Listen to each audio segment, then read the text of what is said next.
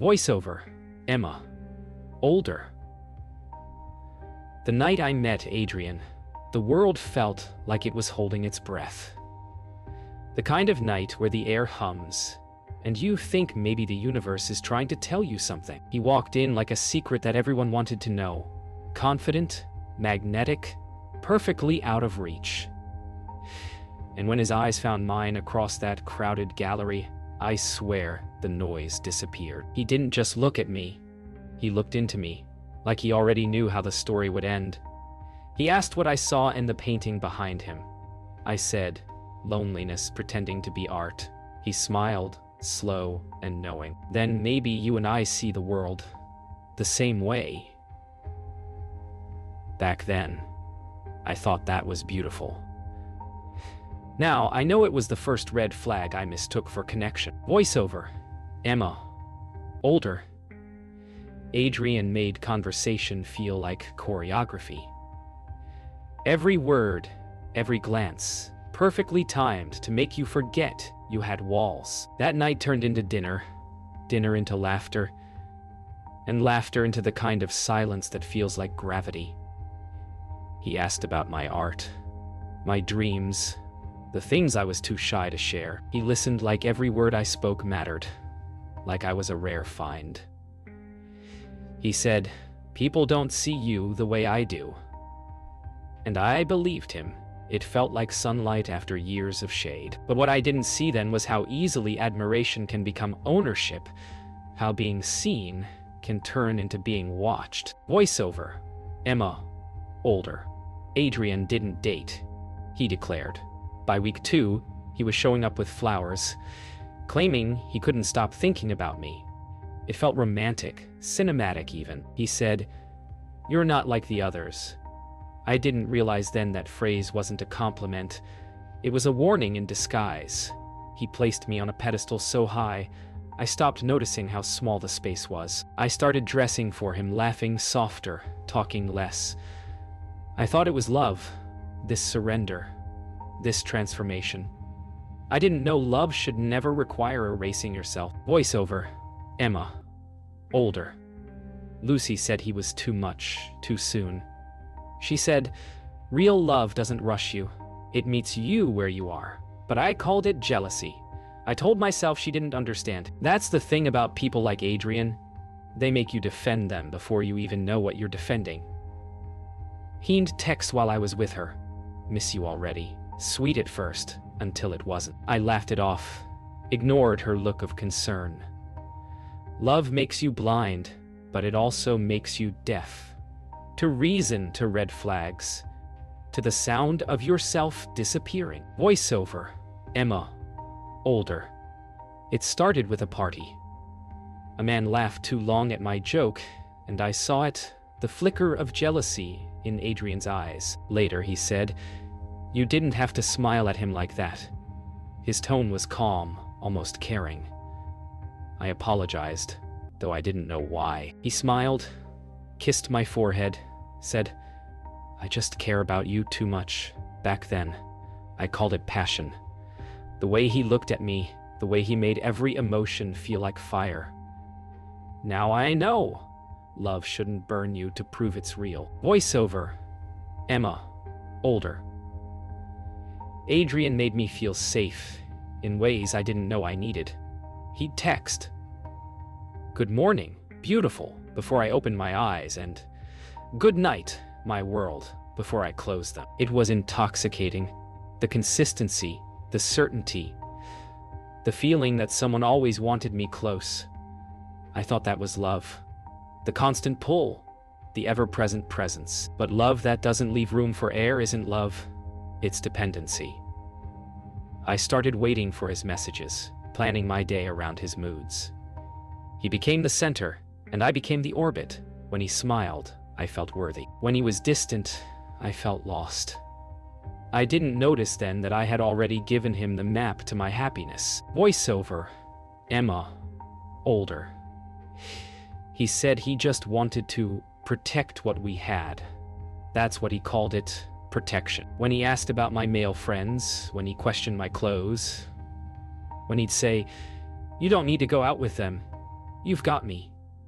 I told myself he was being thoughtful. That jealousy meant he cared. He made it sound romantic. The idea that I was so precious, he couldn't bear to share me. But possessiveness wears the same tone as love when you're desperate to be cherished. And I was so desperate. Voiceover, Emma, older. Little by little, the world got smaller. Weekend plans turned into use time. My friends stopped calling because I stopped answering. He said, "It's just easier when it's you and me." And I agreed. I thought we were building something private, sacred. I didn't see how he was sealing the exits one by one. When I looked around, months later, it was just him.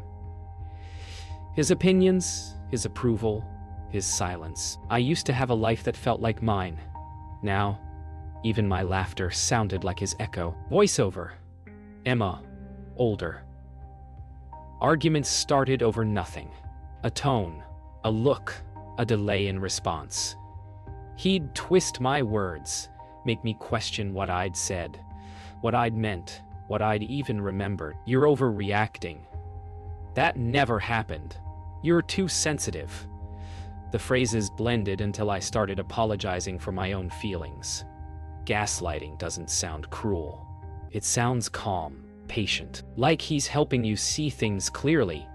But clarity from a manipulator is just a polished version of confusion. I started journaling just to prove to myself that I wasn't losing my mind. Voiceover, Emma, older.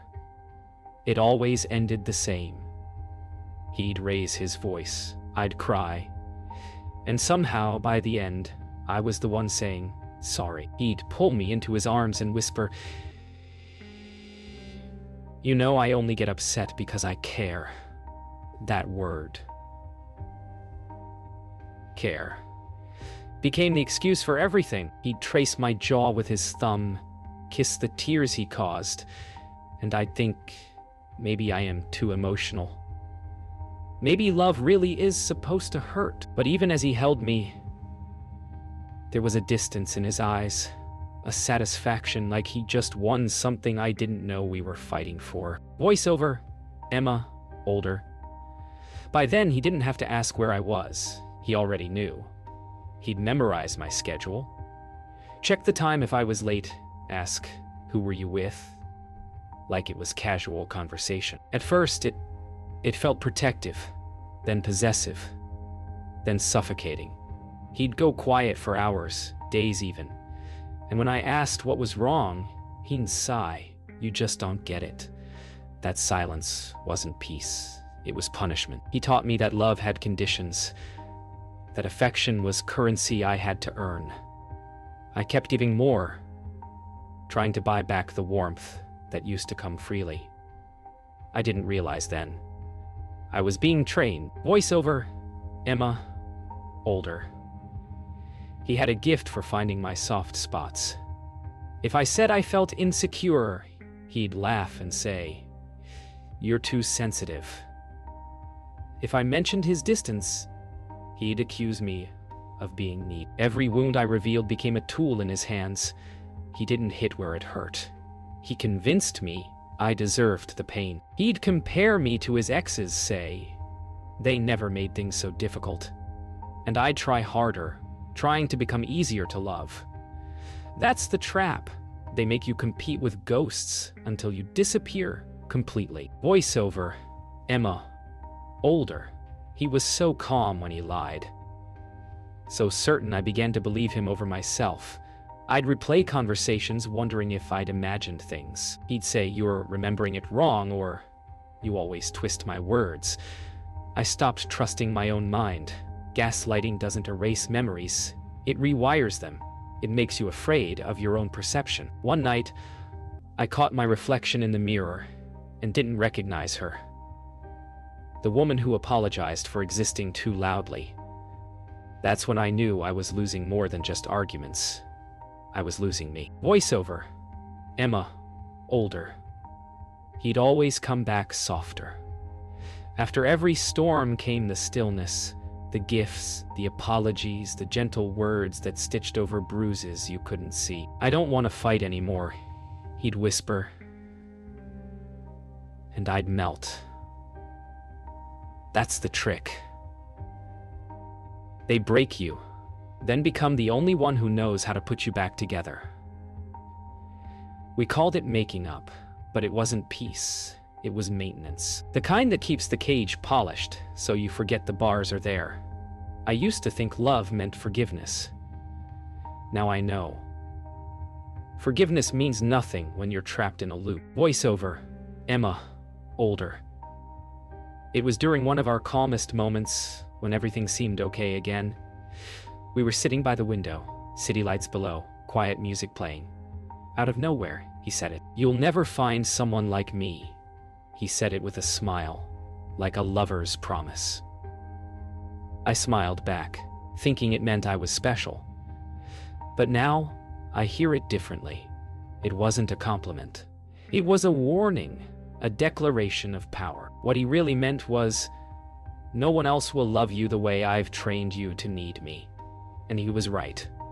I wouldn't find someone like him again, because no one else would make me forget who I was just to feel loved. Voiceover, Emma, older.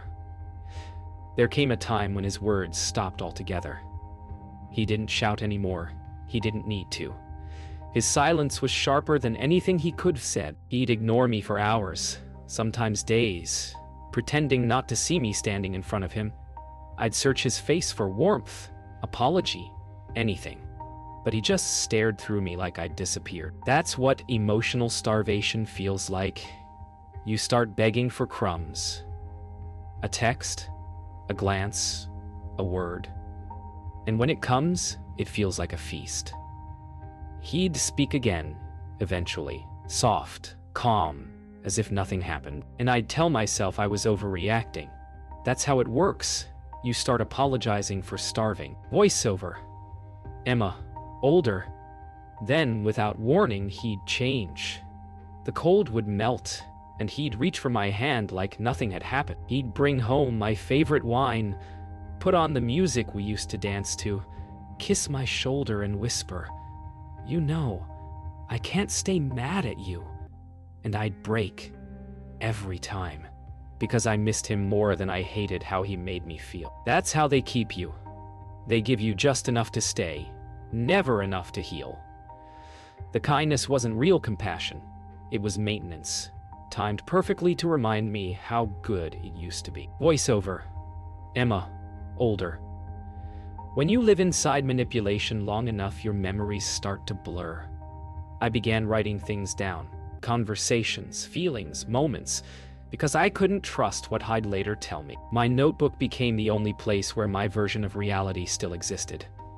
In those pages, I met myself again. I saw the girl I'd been before him. Ambitious, funny, hopeful. I'd forgotten her voice. Now, she was a ghost whispering through ink, begging to be remembered. I didn't know it then, but those pages were my rescue plan written in slow motion. Voiceover, Emma, older. I used to replay the early days, the laughter, the first kiss, the way he looked at me like I was art. Those memories came like ghosts, soft, cruel reminders of the person I thought he was. Sometimes I'd close my eyes and pretend we were still there before everything got heavy, but even the flashbacks started to sour. The same moments that once made me smile now made me ache. Love turns to grief long before it dies. You just don't realize you're mourning it while you're still inside it. Voiceover, Emma, older. One night, during another argument, I heard myself say his words. The tone, the dismissal, the cold. You're overreacting. It slipped out before I realized it. I'd become him. I'd absorbed his cruelty like language. That's when I broke. I fell to the floor, sobbing. Not because of what he'd done to me, but because of what I'd let myself become. I didn't recognize my own voice anymore. He didn't comfort me. He just watched, arms crossed as if confirming a theory. And in that moment I knew I wasn't losing him. I was losing me. Voiceover, Emma, older. It was Lucy who noticed first. The way I spoke softer. The way my smile never reached my eyes anymore. She came over one afternoon, uninvited, and just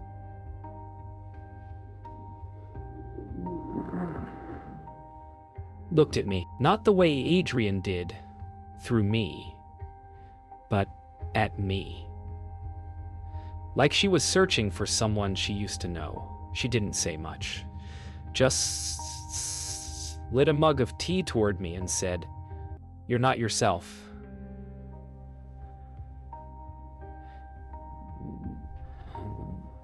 And I broke. All the walls I'd built for him collapsed in front of her. I told her everything. The lies, the silence, the way I'd stopped existing unless he noticed me. She didn't try to fix it. She just held me. Sometimes love isn't about saving someone. It's about reminding them they're worth saving. Voiceover, Emma, older. After Lucy left, I stood in front of the mirror for what felt like hours. I didn't see beauty or ruin. I saw exhaustion. The kind that sinks into your bones. My reflection looked like a stranger who had survived someone else's story. And then I heard his voice in my head. "You'll never find someone like me." For the first time, it didn't scare me. It almost made me laugh, because maybe that was the point. Maybe I wasn't supposed to. That night, I washed my face, wiped away the tears, and whispered, "I miss me." It wasn't strength yet, but it was a start. Voiceover, Emma, older. He must have felt it, the distance growing between us. Control is an instinct for men like Adrian. They sense rebellion before you even act on it. Suddenly, the messages became constant again. "Where are you? Who were you with?" He'd show up at my office, call until I answered. When I told him I needed space, he laughed. "Space? Space? You're being dramatic."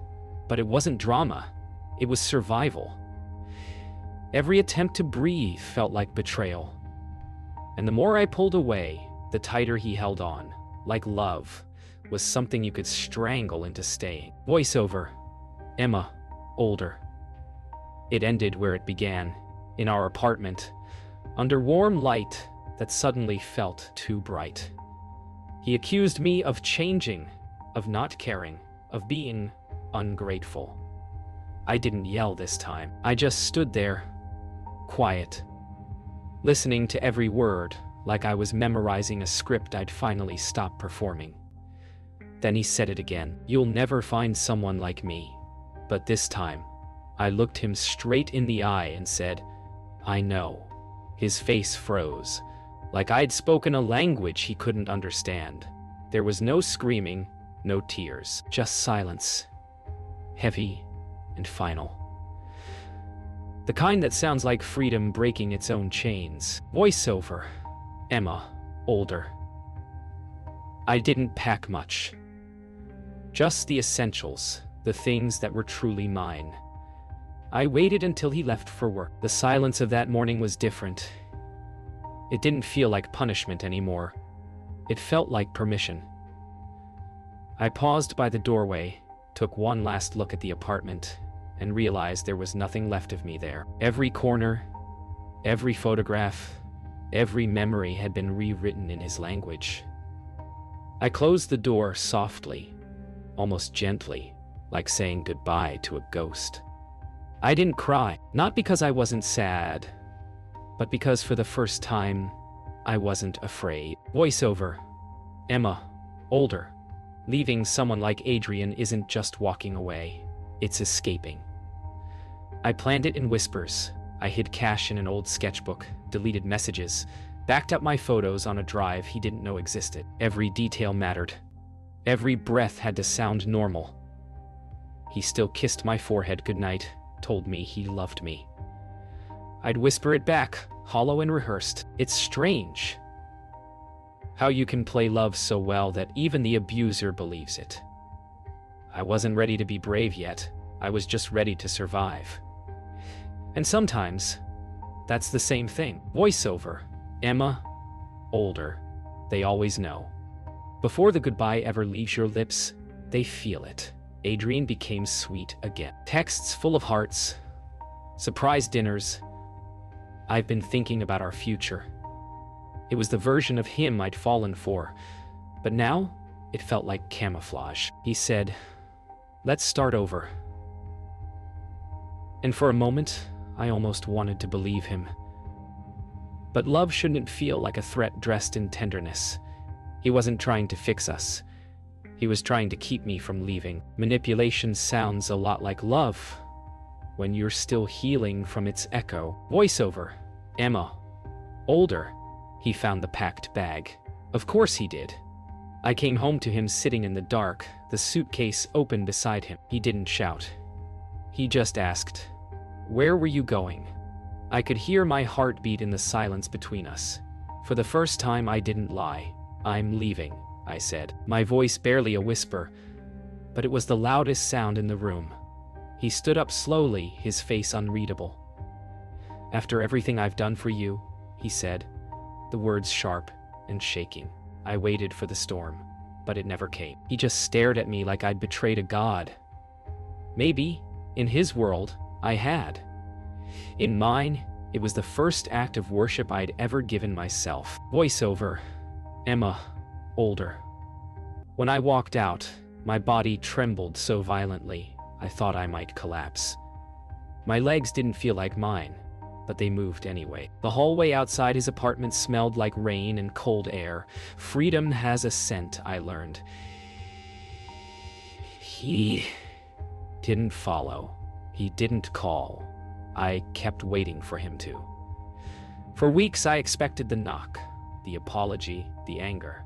It never came. And that silence, the one I used to fear, it was different now. It wasn't punishment anymore. It was peace. Voiceover. Emma. Older. That first night alone felt strange. I slept on the floor of my new apartment with no furniture, just a blanket and silence. I kept expecting to hear his voice, to feel his absence like a wound, but instead, I felt something else. Stillness. I made tea at midnight, sat by the window, and listened to the city hum below me. Every noise felt alive. Honest. I didn't know who I was anymore, but for the first time, that didn't scare me. Healing isn't loud. It's quiet, almost invisible. It's sitting in the dark and realizing the darkness isn't dangerous anymore. Voiceover. Emma. Older. Freedom didn't feel like flying. It felt like falling. There were mornings I woke up reaching for a ghost, expecting a message that never came. I missed the routine, the chaos, the constant noise of being wanted. That's the cruelty of survival. It leaves echoes where the pain used to live. But slowly, I learned that missing someone doesn't mean you want them back. It just means a piece of you is healing from being misused. I stopped waiting for closure and started giving it to myself. The silence that once terrified me became the proof that I was safe. Voiceover. Emma. Older. I used to sleep with the lights on, just in case. Now I fall asleep to rain tapping the windows, to the hum of the city outside, to my own breathing. I dream again. Sometimes of him, sometimes of nothing at all. But every night I wake up a little further away from the fear. Healing isn't about forgetting, it's about remembering differently. Remembering that love doesn't watch, it witnesses. It doesn't cage, it trusts. And I'm learning to trust again, starting with myself. Voiceover. Emma. Older. One evening, while sorting through old things, I found a note he'd written me. It said, "You'll never find someone like me." The same line that once made me feel chosen. I sat there holding it and laughed. Not out of cruelty, but clarity. He was right. I would never find someone like him, because I would never again mistake control for love, or attention for affection. His words used to haunt me. Now they free me. Some warnings just take time to sound like what they really are. Voiceover. Emma. Older. The morning I woke up and didn't think of him first, I cried. Not from sadness, but from relief. Healing doesn't announce itself. It arrives quietly, in small moments that feel ordinary. Making breakfast, watering plants, humming a song without realizing it. The sun rose that day like it always did, but I noticed it for the first time in years. I stood by the window watching the light spill across my floor and thought, this is what real love must feel like.